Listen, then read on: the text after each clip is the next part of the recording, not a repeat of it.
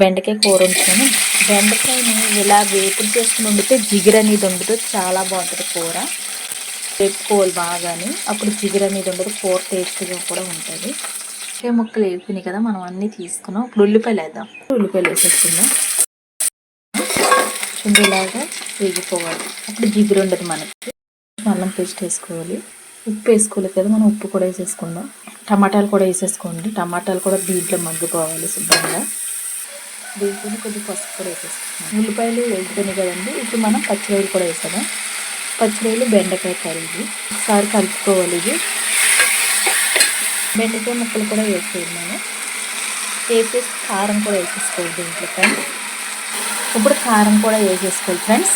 కారం కొంచెం ఎక్కువ వేసుకోండి, ఇది నాన్ వెజ్ కదా. లాస్ట్ ఫైనల్ వాటర్ కూడా వేసేసుకోండి ఫ్రెండ్స్. వాటర్ వేసుకోవాలి, ఎక్కువ వేసుకోకూడదు, ఇది కొన్ని వేసుకోవాలి.